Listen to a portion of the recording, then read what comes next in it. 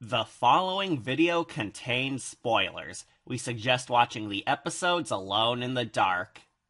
Hello, Wolfpack! We're back! And today, we check out one of the greatest episodes of the classic horror show, Are You Afraid of the Dark? I'm currently living out back right now because let's just say that we have a small infestation problem at the moment.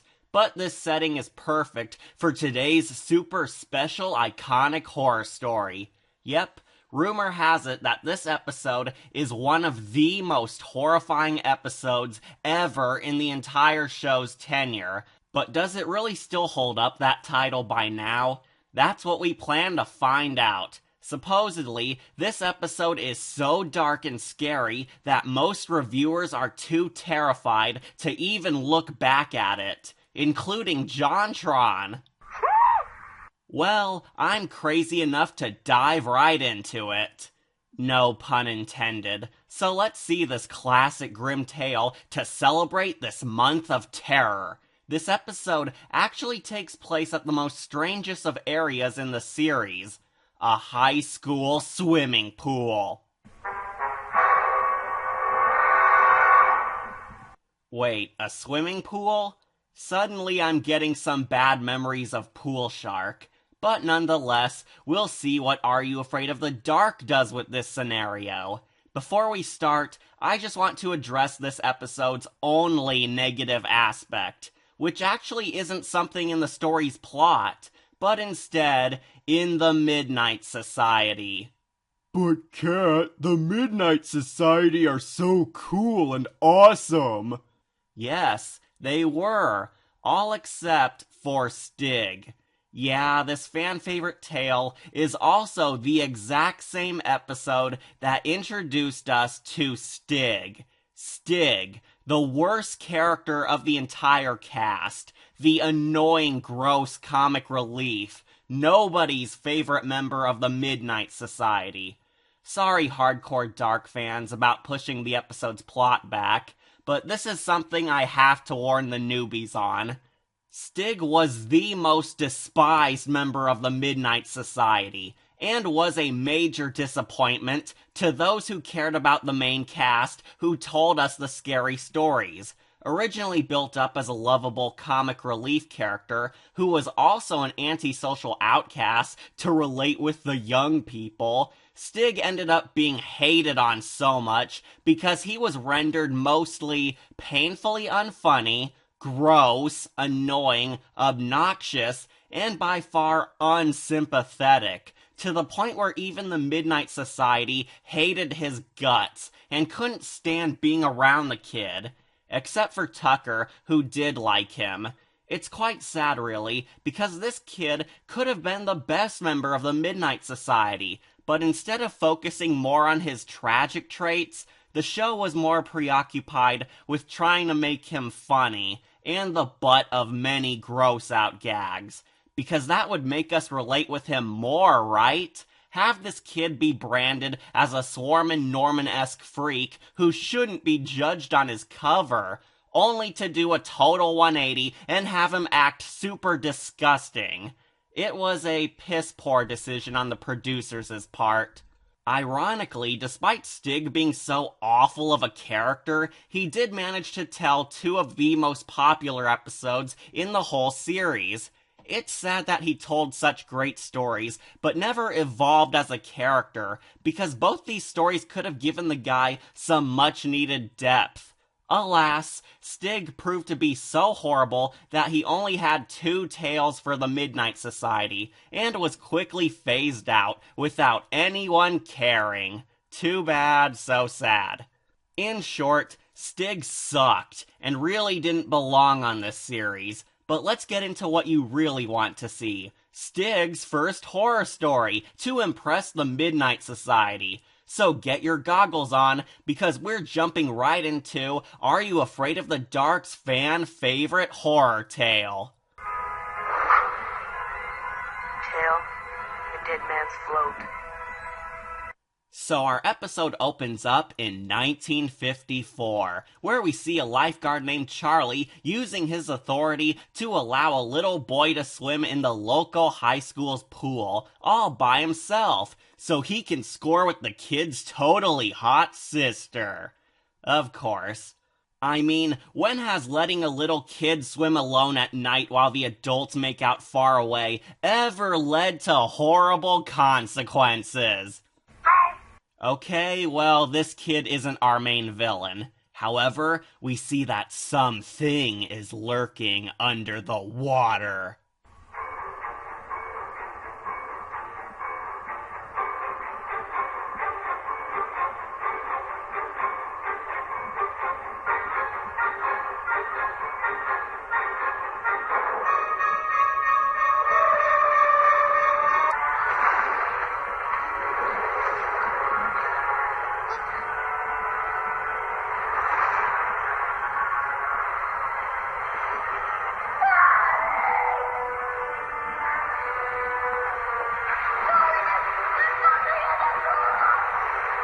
It's my pee-pee!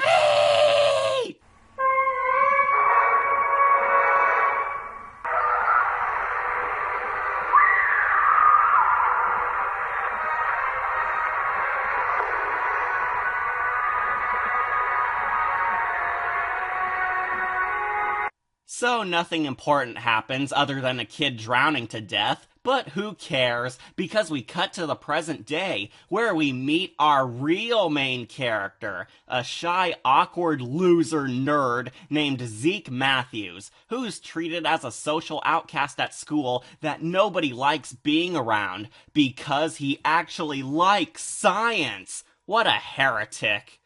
But one of the side characters named Greta is interested in him, and she has her jerky gal pal Clarisse back her up when she tries flirting with the adorkable nerd boy.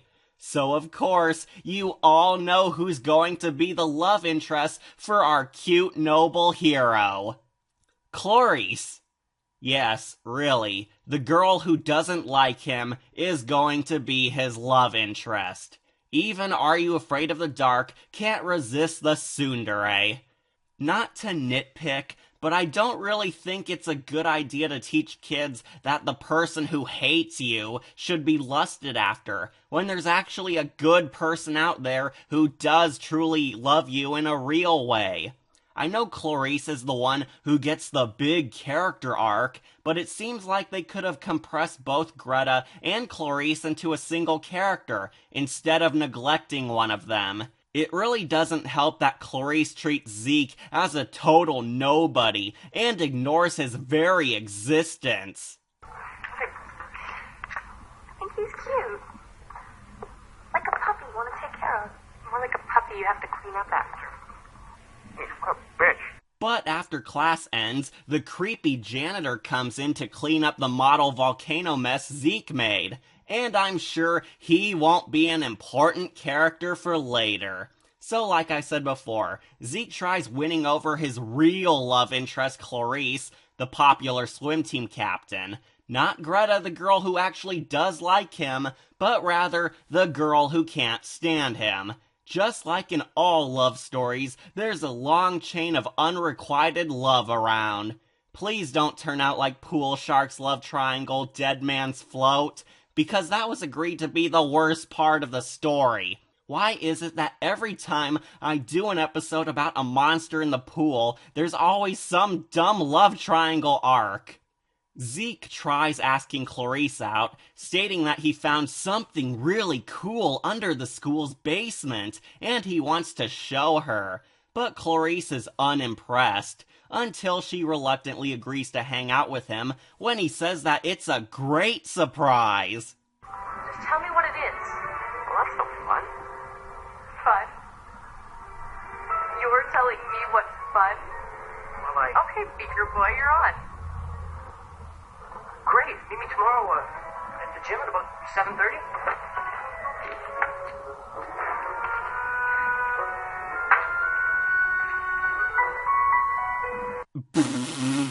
Just look at that face. That's the kind of reaction that shows a girl regretting her date Friday night.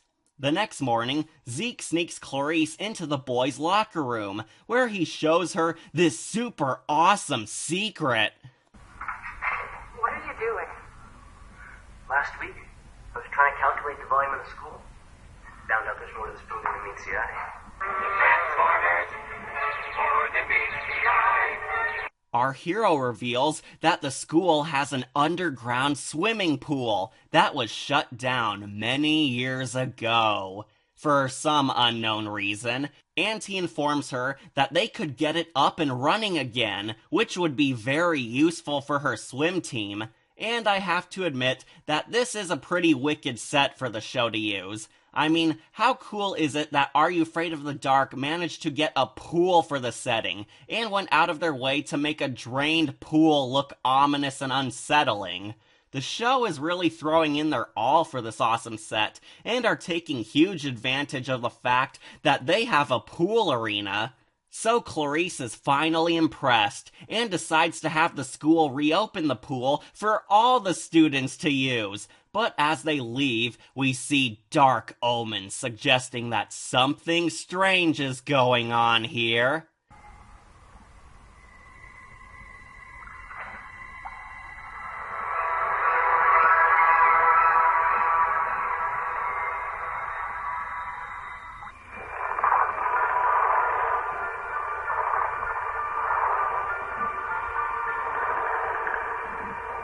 So a few months later, the pool is back in action, where we see Clarisse and her fellow swim team players practicing in the water, celebrating this sweet accomplishment. But then, something comes for them.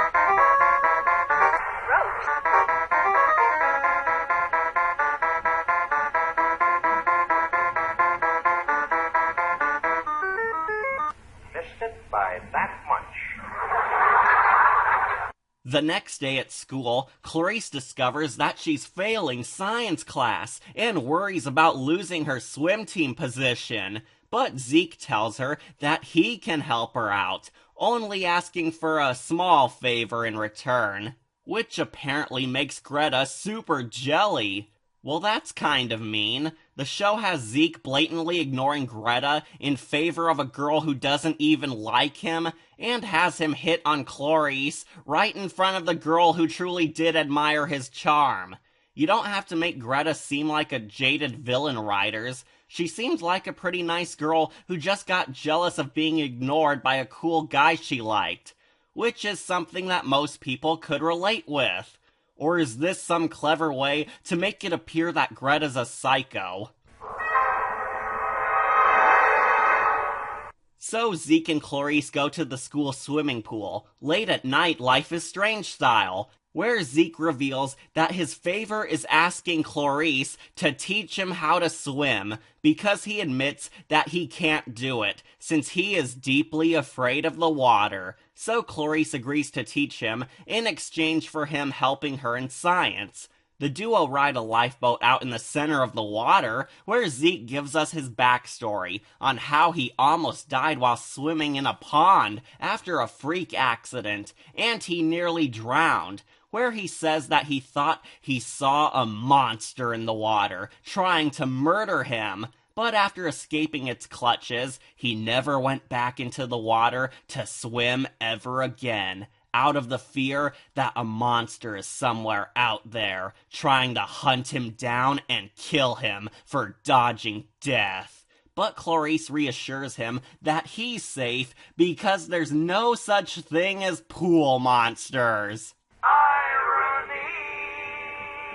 Clarisse tries easing our hero into the water, but then she gets attacked, only to see that it was Greta trolling them because she was jelly of their hookup.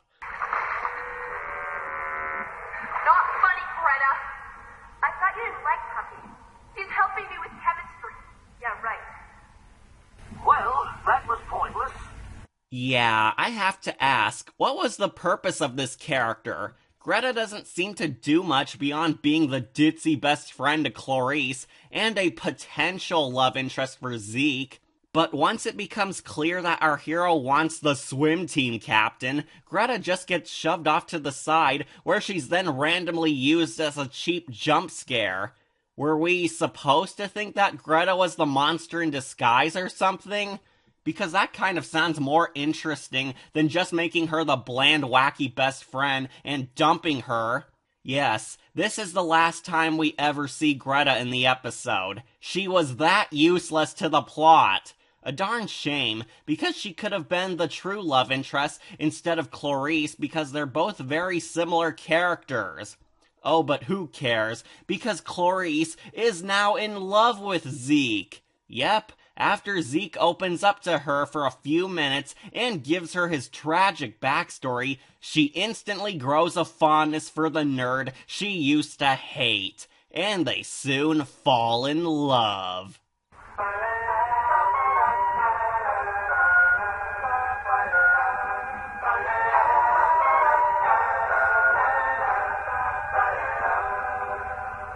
So, just to prove how pointless the Greta jump scare scene was, Clarisse tries easing Zeke into the pool again, where we spot a familiar camera shot. You smell that? Yeah, what is it? I don't know, it smells like acid.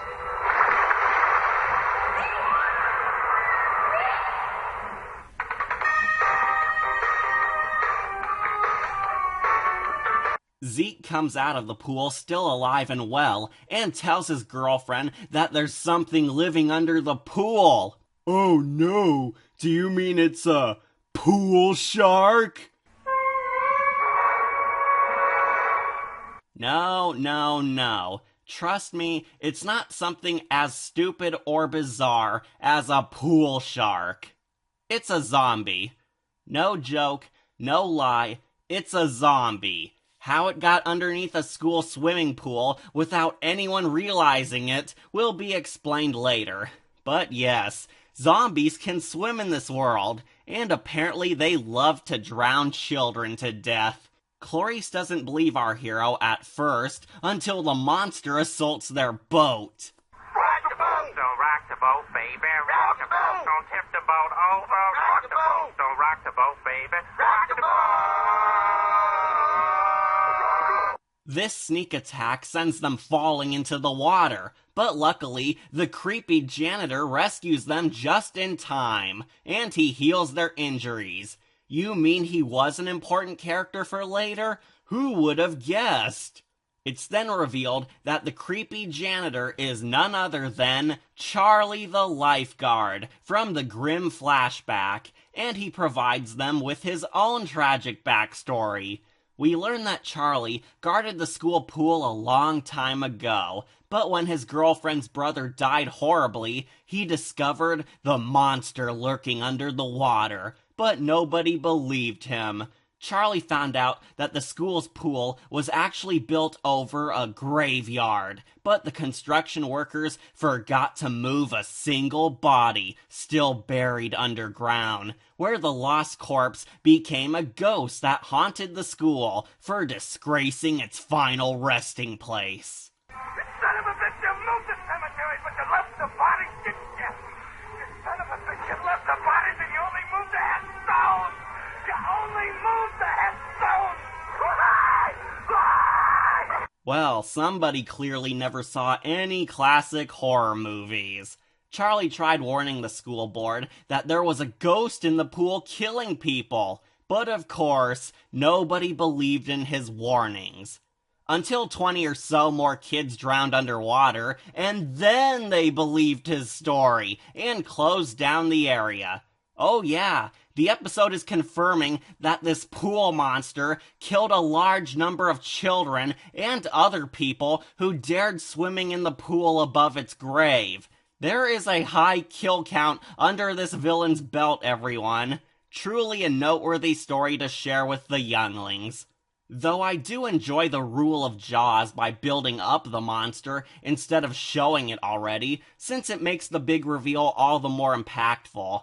Charlie was able to get the pool locked down forever, and ever since that day the school sealed it away, he kept watch over the pool room to ensure that the monster would never rise again. Sadly, the school also unfairly blamed Charlie for failing to keep the children safe and demoted him to school janitor as punishment.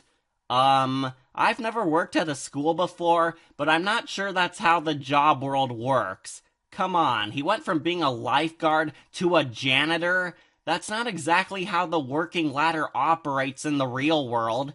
I mean, how do you go from an extreme job change like that? Hey, I don't suppose there will be any human children getting consumed in this story, huh, kitty cat?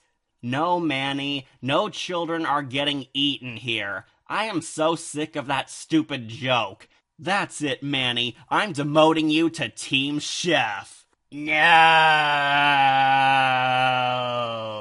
So yeah, Charlie got demoted, the pool was shut down before our heroes unintentionally endangered everyone by reopening it, and the evil spirit is regaining its powers to seek revenge. So logically, the heroes decide to fight it with science, where we get a brief chemistry lecture.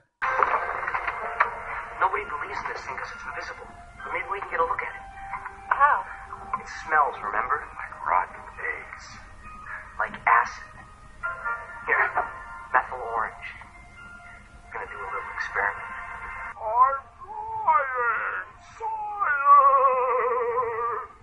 Thanks for the science lessons in this zombie story, writers. I'm sure all the kids will now pour toxic materials in every water source in order to save all our pools from the undead.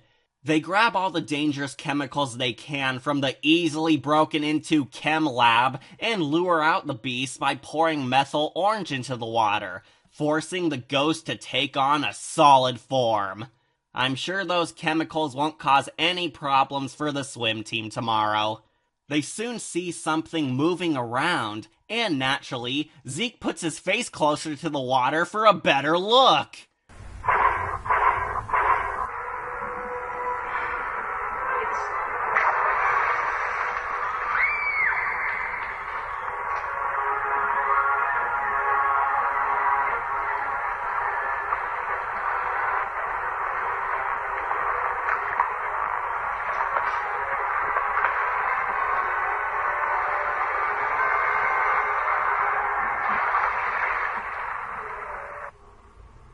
Holy cow, is that thing frightening.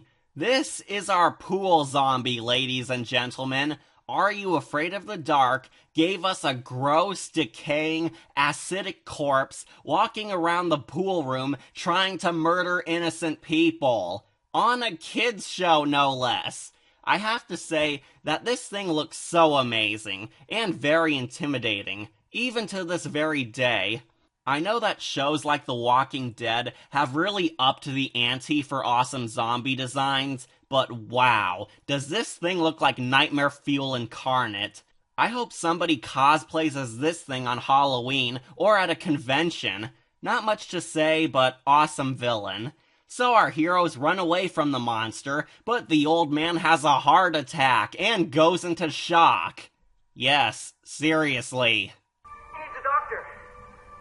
What about that thing? Why'd it come out now after all this time? Because I can't hide anymore. Come on, Charlie, focus. Look, let's just get out. Oh, no. Quick, leave the old guy behind to die! Yeah, after the zombie comes out of the drain Pennywise style, they abandon Charlie to die! What cowardly jerks!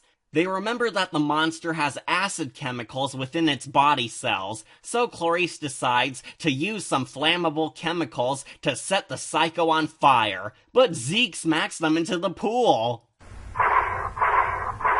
Okay, in Zeke's defense, he was saving Clarisse's life because he warns her that the chemicals are highly flammable when they come into contact with water and tells her that she needs safety gloves to handle them. But he could have given her warning instead of tossing away their secret weapon. Never fear, because our heroine dives into the water to retrieve the jar, endangering herself even more, and she plans to save the day. That's right, this old 90s show is going to have the female character save the school. Woo, hashtag feminism. But the liquid feces Terminator follows them, and comes for Clarisse's soul.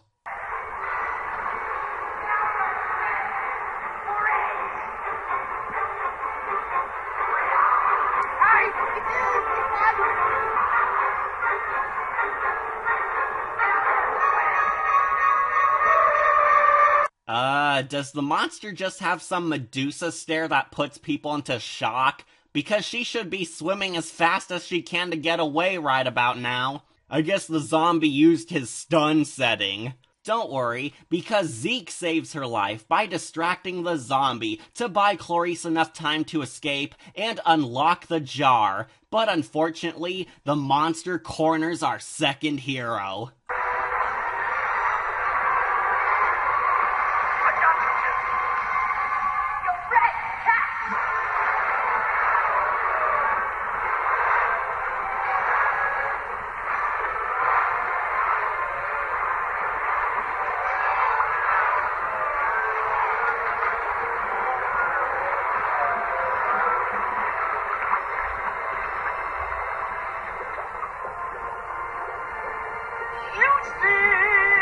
Thank goodness heart attacks aren't serious issues, otherwise Charlie wouldn't have been able to save Zeke in time. Cool death scene though. Hooray, the zombie is dead with science. Charlie finally gets closure for his inner demons, Zeke and Clarisse hook up and become an official couple, and the pool can now be enjoyed by the other children in peace and harmony, closing us out on a perfect happy ending. But wait a minute, what about Stig? Oh please, writers, do give us closure on this incredibly stupid subplot. Listen, you told a great story, but the vote has to be unanimous, and it wasn't. But it's not fair. Yeah, well, thanks for the shot.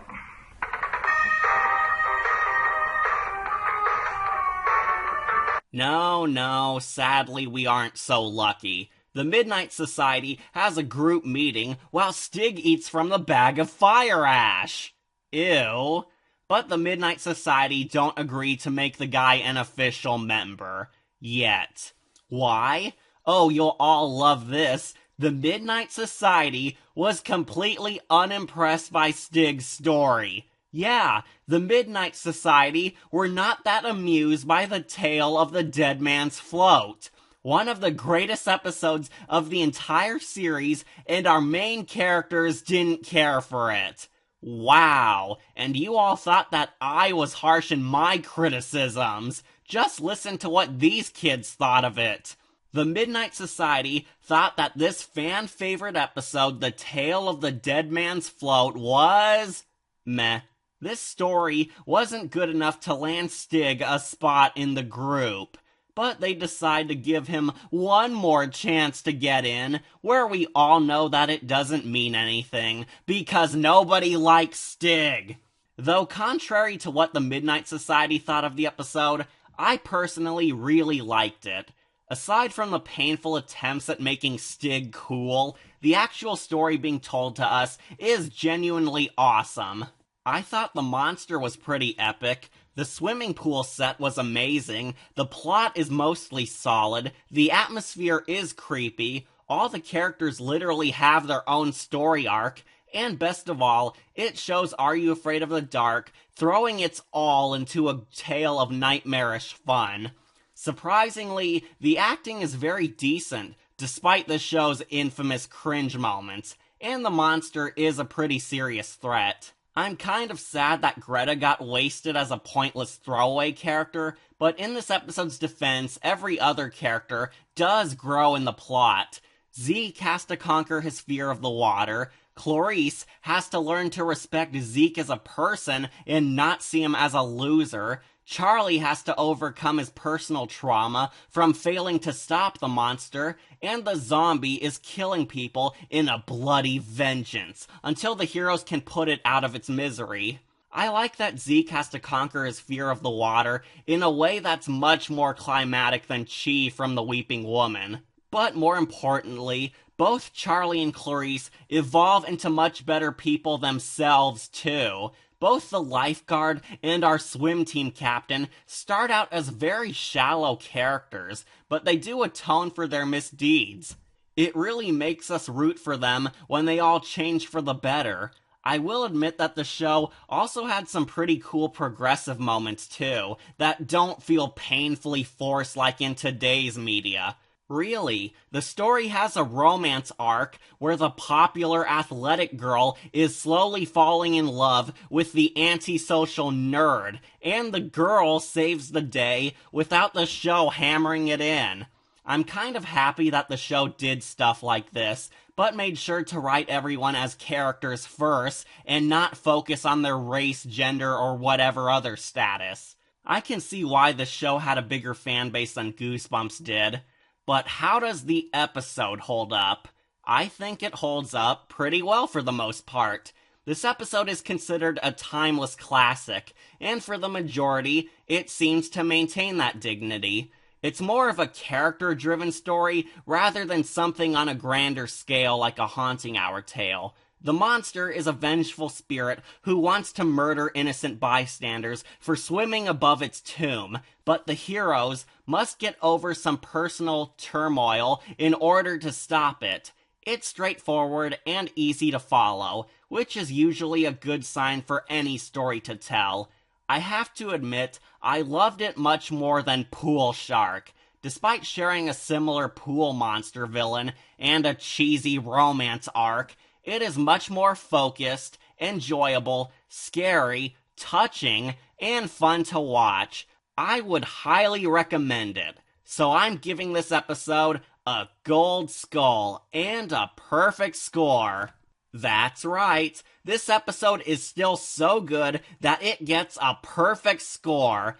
I loved the monster, I liked the character growth for everyone, I enjoyed the setting, I was amused by the atmosphere, I tolerated Stig, and I can definitely see why this is a huge fan favorite tale of suspense. The only negative parts are Greta getting pushed to the side, everything about Stig, and for some people it might not be as scary as it once was when still on TV.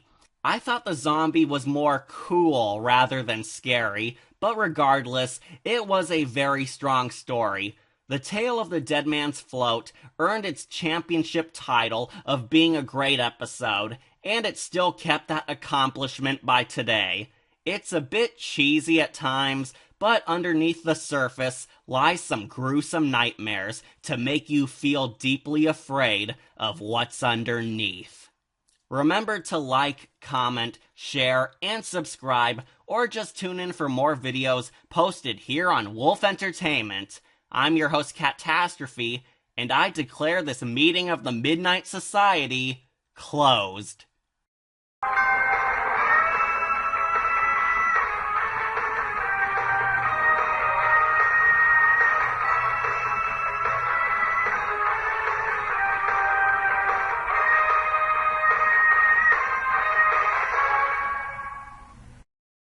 Oh, yes. Let float, Georgie. Let it float.